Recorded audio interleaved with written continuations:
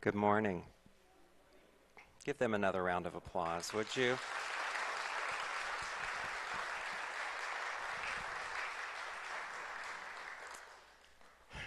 Okay, I had a joke, but it's totally inappropriate with that lead in, so we'll just go right into the message, all right?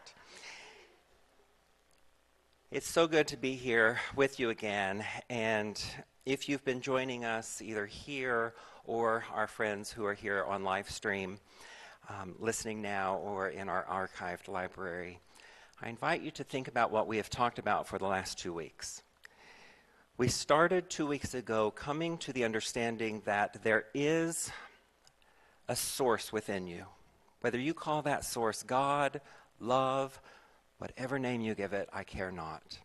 But that source, that point A, that originating thought that you are, is always there creating some sort of context or some sort of knowledge of where we seem to be beginning. And it is the same on any journey. We have a point A and a point B. And so the true source of who and what we are, in my opinion, is our connection to that thought, our connection to God, our connection to Spirit. Last week we talked a lot about letting go.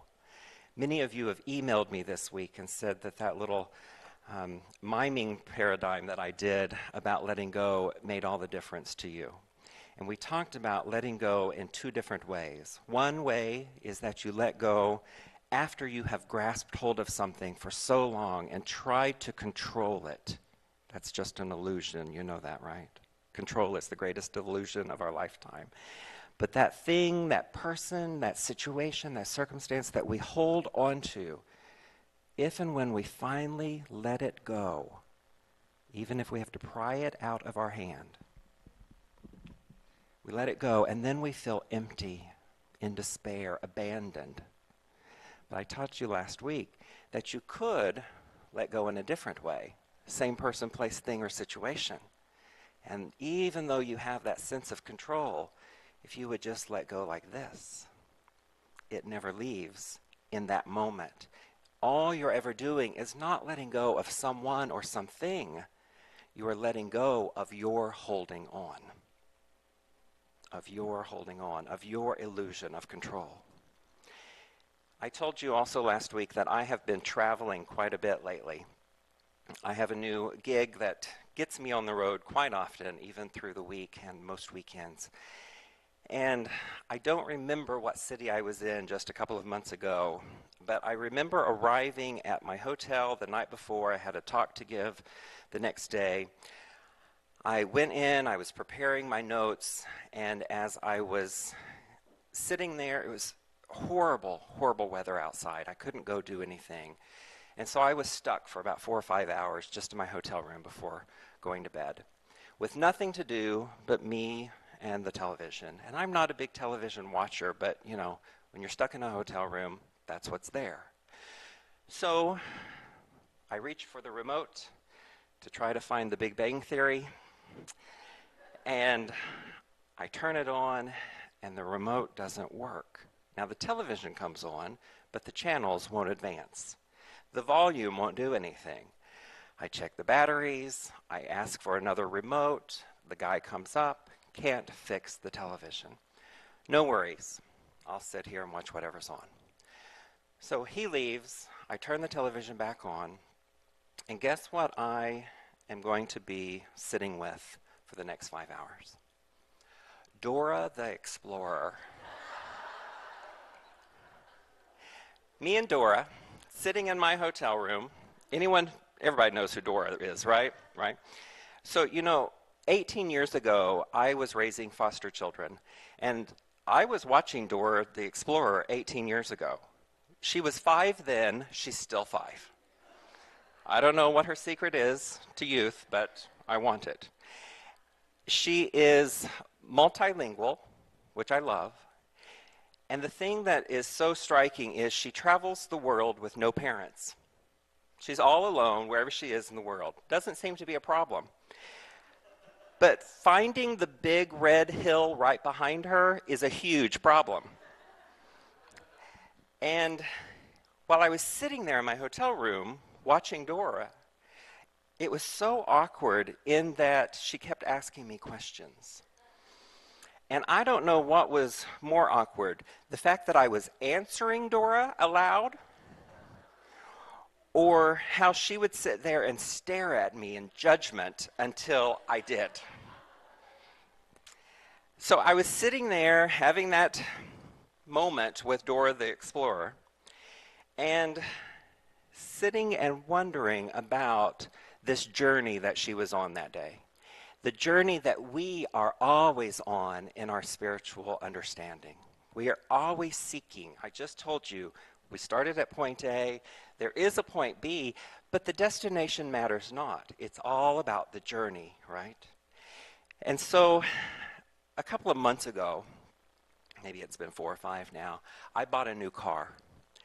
And a lot of guys will go to the car lot and kick the tires and look under the hood and do all the research. I did none of that. I just wanted to sit in the car and make sure it had a good stereo and make sure it had a great navigational system, because I live in my car, traveling all the time. In hospice work, I use the navigation system over and over and over to get to patients' homes. In my speaking, I'm traveling all over the United States, and I need that GPS system to tell me how to get to my next destination. And so when I bought my new car, I actually was more impressed with whatever navigational system was in the car than what the outside of the car looked like. And I even upgraded my navigational system to the car that I bought. And as I was sitting in that car, playing with all the buttons, I knew I was in trouble when there were all the options that came with the new navigational system. I can choose if my navigational system is a male voice or a female voice. I can choose if it's an English accent, an Australian accent, a British accent, and I tried them all. And then I began to name them all. I mean, hey, they're the only ones in the car with me. So I've got friends on the journey now, right? So I've named my 2 favorites. The Australian guy is named Nigel, because he sounds like a Nigel. The woman, for just a moment, I named her Hillary, because she kept telling me to turn left, turn left, turn left. And neither of those names really worked for me for very long, because what I ended up calling her were some not so nice names, because I didn't turn left, or I didn't turn right, or I didn't take that particular route. And after a long journey to Colorado, I ended up calling her Destiny, and that name has stuck. Destiny, as in destination. And I want to talk to you about that very thing today. You have chosen some amazing songs today. Thank you so much. That song that we sang from the hymnal, Turning Within, is this whole sermon. And as we think about that navigational system in my car, I want you to think about the navigational system within you, because you have one. You have a GPS system within you. But the one in my car works like this. I have 2 computers on my dash, and those computers are programmed so that they are giving me both visual and verbal cues at any given time of where I am, where I'd rather be, and how to get there. And the system calculates the route between where I am, because the satellite triangulates my current point or position to where I'd rather be. Sounds easy enough. I don't need to know all the science behind it. I just need to plug in my destination, and it tells me where to go.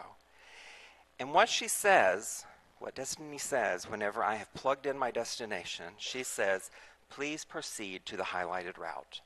So wherever I am, get onto the next intersection, next freeway, and go. And she talks to me, and I talk to her, and it seems to be a great relationship. It's complicated, but it's a great relationship. And the thing is, what I have noticed in just a few months of traveling with Destiny is She never asks me, where were you yesterday? She never asks that question. I love that. She never says, well, I'll give you the answer, but first tell me, were you a good boy this week? She never says that. She never says, you asked me the same question yesterday, so why didn't you listen then? She never does. And what I so love about it is that she never says, you can't get there from here. She just says, okay, that's where you'd rather be. Proceed to the highlighted route. Again, last week we talked about letting go. Non-attachment is what we called it. And I think the major reason most of us resist letting go is that we are trusting a very limited perception of who and what we are, or that spirit within us is. Our conditioned mind, and it is conditioned because of society, because of a belief system, because of our parents and grandparents and that lineage that we had talked about. We are conditioned based on so much stuff coming at us that we are believing. But you know, another obvious reason we don't let go is because society has actually taught us the opposite. It has taught us that we have to fix something before we let it go. We have to control it all the more before it's ready to be on its own. But if you believe in Unity's 5 principles, which, by the way, are printed in your program today, you know that we have already talked about one, that there is only one presence and one power in all the universe. We call it God. We call it good. And that is one of the 5 principles that is acting as a tool for us in our daily life, a map, if you will. Our second unity principle says that we are born from that one presence and one power. We are the very essence or expression of it. Therefore, we have an understanding that we are co-creating our destination or our destiny at any given moment. And in order to help us do that, we have a spiritual law called the law of mind action. And that third principle states that thoughts held in mind reproduce after their kind. What that means is whatever we think about and feel in combination, and that's important to understand, what we think about and feel in combination long enough and strong enough becomes our belief, and we will experience the manifestation of that in our life experience in some way. The fourth principle helps us gain clarity along the way by taking those thoughts and feelings and practicing prayer and meditation along the way so that we can get all the more clear about what and where we're going. And then, of course, our fifth principle is what we call the principle of action, that we have an action in setting our intention on living this rich, wonderful life, but we have a part in it. You know, Destiny, my GPS system in my car, has one job, and that is to figure out where I am and how to get to where I'd rather be. That's her only job. Where I am in relationship to where I'd rather be is what she tells me. Where I am in my connection, in my oneness to where I'd rather be is what she is often sharing with me. And your emotional navigation system works the same way. Your emotions are giving you constant feedback all the time. It's consistent. It either feels good or it doesn't. And I told you that it's kind of like those little bumps on the side of the road. You've hit those, right? You know that it's very jarring to you. And if you stay on it long enough, it will tear your car up, right? And you, this is all we do. It's there to wake you up. It's not there to tell you that you're going to die in a fiery crash. They're not there to tell you that you're going to end up in the ditch. They're just there to tell you, hey, you could be better aligned on the highway. That's all they are telling you. And if we would listen to that, it'd be easy to take this journey, right? Now, what I want to share with you is 3 days after I got that car, I took a trip to Colorado Springs. I take that trip often. I know how to get there. It's 10 hours and 10 minutes from my house to Colorado Springs. And I didn't need the navigational system to get there.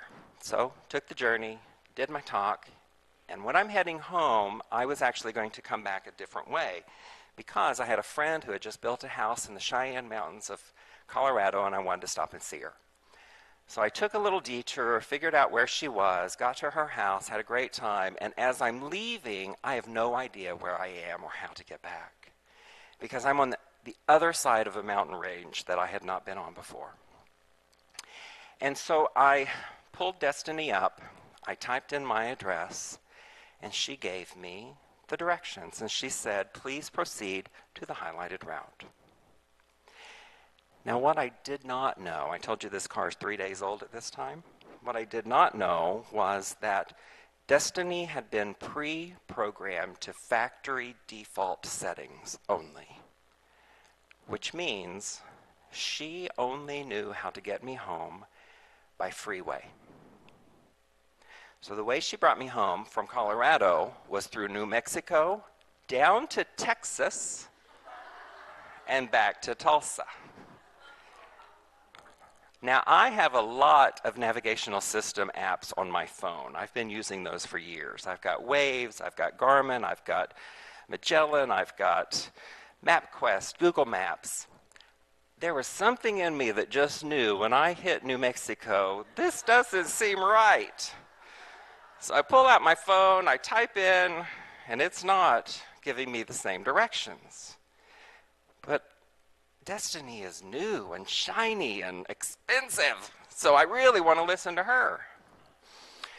So as I'm coming back from that trip, I realized that it's the same with us. We came onto this planet with a default setting that says, I can get you there easily. I can get you there without all the stop signs and the stop lights and curves and twists and turns. It may take you a little longer, or it may be just what you need. But we like to argue, and that's that control mechanism within us, right? And our Unity co-founder, Charles Fillmore, once said, the truth you know is the truth you use. Otherwise, it is only theory, and it has no power to change your life. I love that. That's probably one of my favorite things that he ever said. And I told you that we use our 5 Unity principles on a daily basis or in all life situations to help us stay in that flow, to help us stay on the path. The Buddhist teacher Pema Chodron says, the truth you believe and cling to makes you unavailable to hear anything else. Wow. The truth that you are thinking about right now, that you are clinging to, whether it's true or not, that belief system within you, makes you unavailable to hear anything else. It's the same within us. That GPS system within us, that still small voice within us is always calling us towards that desire, towards that want, that yearning within us. And it's been programmed into us. But we, in our humanness, like to ask everybody else on the planet for their opinion. I asked every other app on my phone for its opinion of how to get back. And I got about 7 different opinions of how to get from that mountain range back to Tulsa. But it's the opinions of other people, other belief systems, other society outside of us. Well-meaning, well-intentioned, but they cannot give us the knowing about that because they don't know what we've been through. They don't know where we are right here, right now, vibrationally. You know, in New Thought, we often say that you are a human being living a spiritual existence. No, I got that backward. You are a spiritual being living a human existence, right? And there's truth in that. But even deeper than that, you are a vibrational being. Everything around you, you are translating vibrationally through your 5 physical senses. You're translating your food by taste. You're translating sweat pouring off of your face.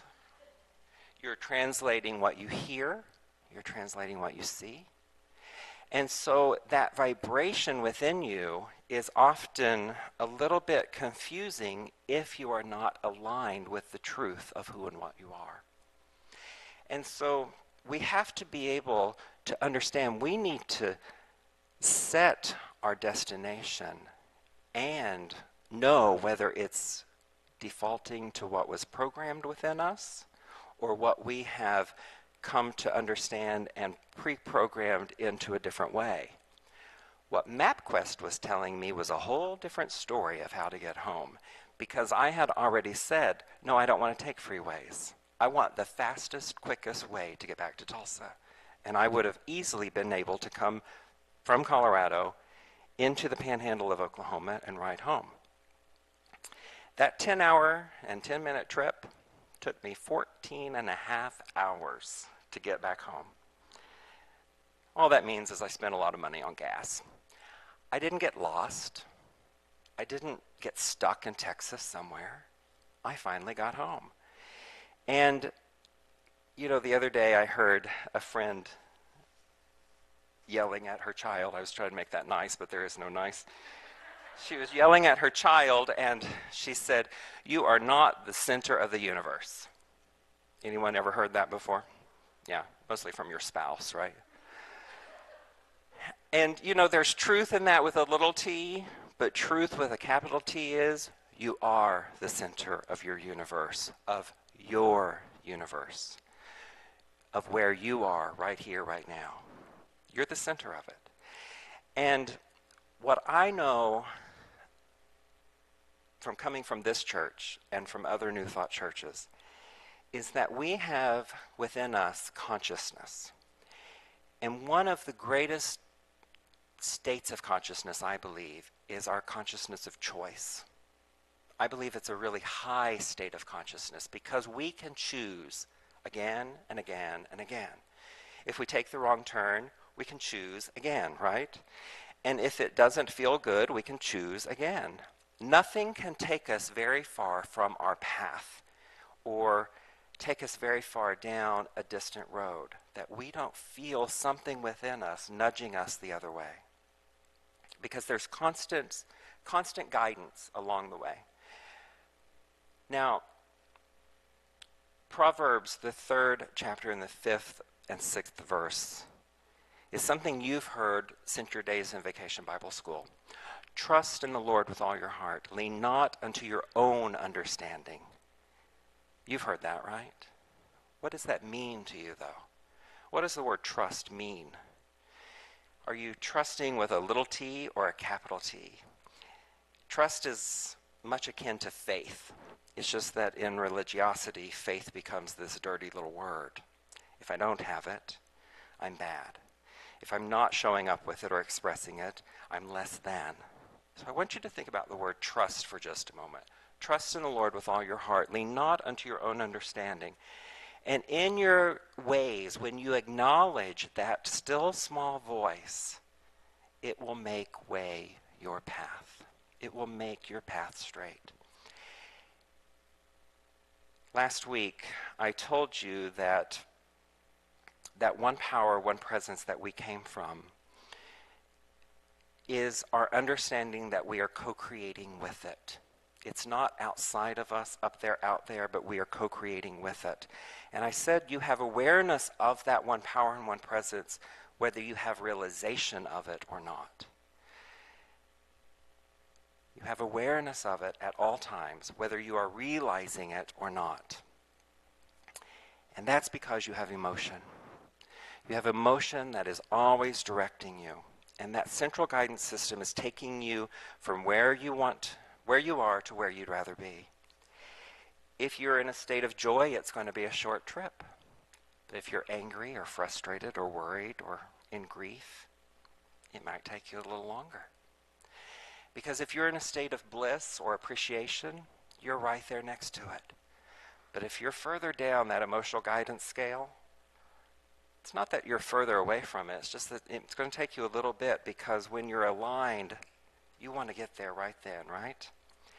There's a daily word on my refrigerator that I have had for so long in my refrigerator, it has actually turned yellow. It says this: everywhere you look, you'll see life in transition.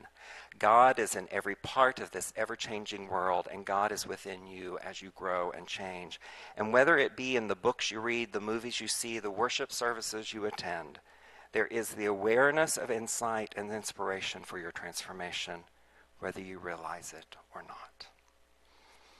When we start feeling that impetus of change in our life, when we feel a bit uncomfortable in that experience because of the feeling of restlessness, we can't quite put our finger on it, all we have to do is shift something, and that something is our consciousness. We get to choose again. We get to decide again. But the first thing we have to do in our humanness is understand it's not choosing the same old thing that we've always done. I think it was Albert Einstein who said that's the very essence of insanity. Doing the same thing over and over and over and expecting a different result. It's choosing something that's new. Charlotte just sang about that. It's choosing something that's different. And that takes us out of our comfort zone a little bit, but that's where the trust piece comes in, right? That's where our letting go of what was working, what got us to this place, was great. It wasn't a bad thing. It was good for that now. It's just not good for this now.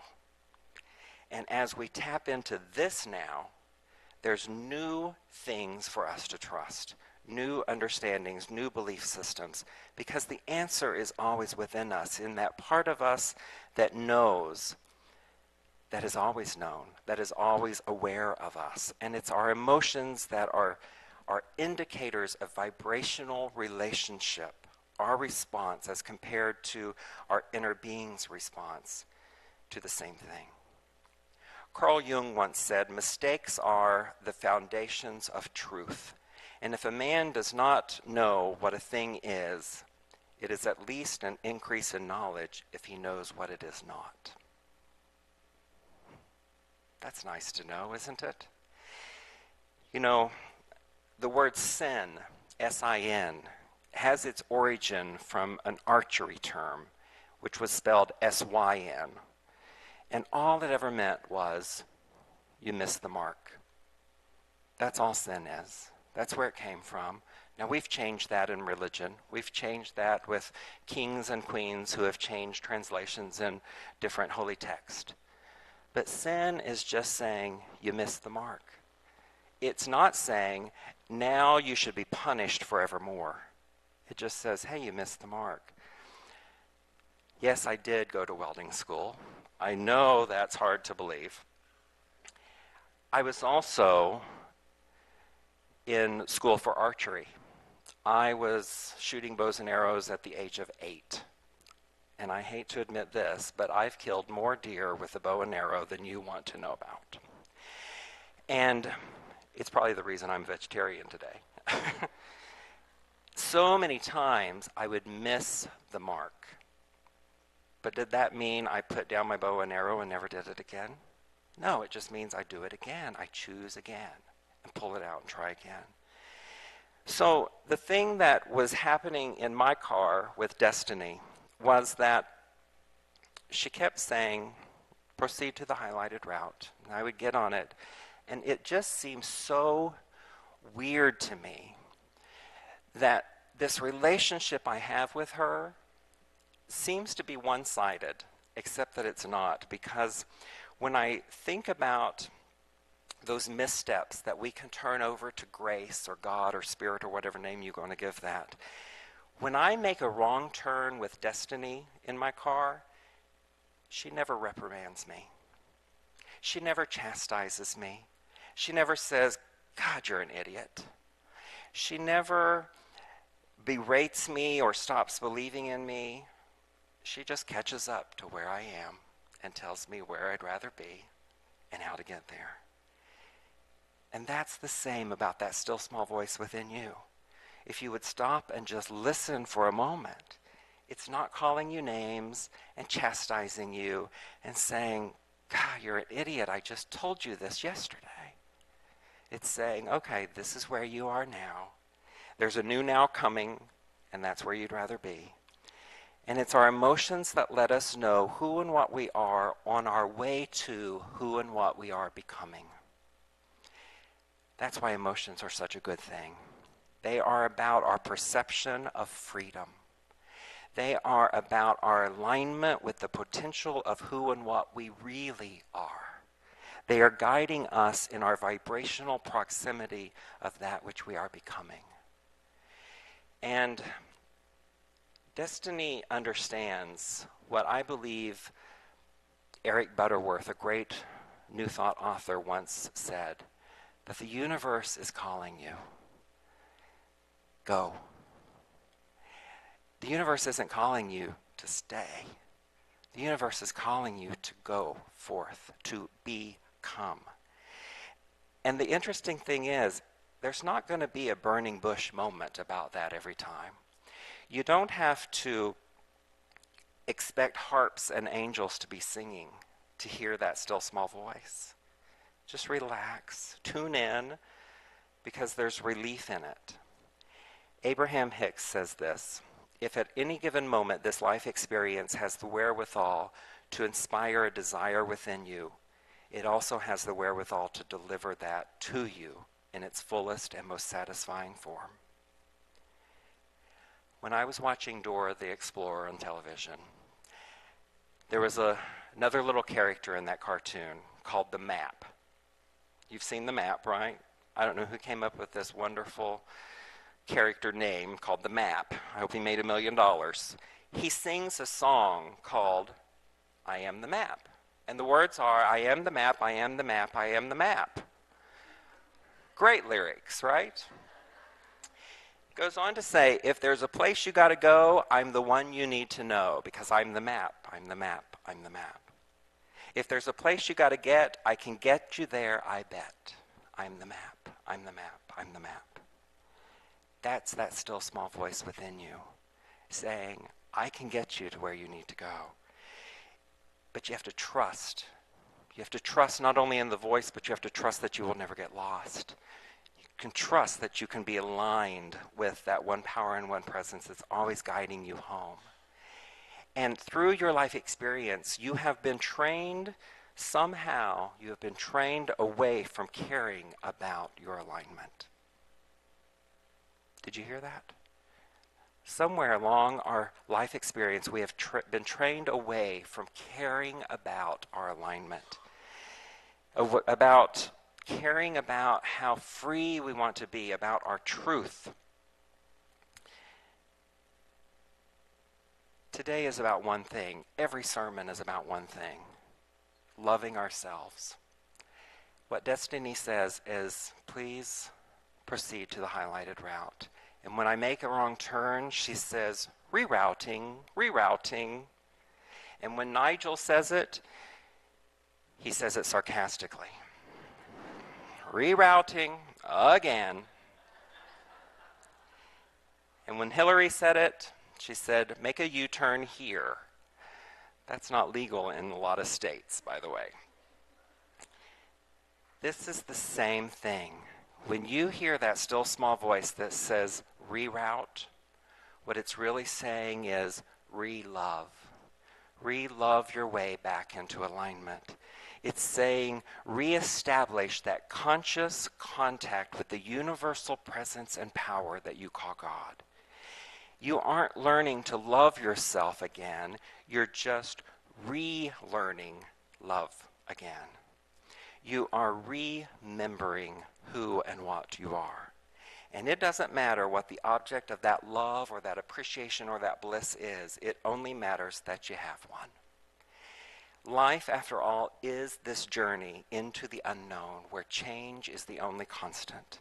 And the challenge is to pay attention, to become more aware of that still small voice, that GPS system within you, and then to trust that you are called by change to authentic surrender, to letting go, so that in answering that call, in setting your vibrational understanding, we can live in peace and joy, service right here, right now, in the beauty that we call the journey. Thank you. God bless.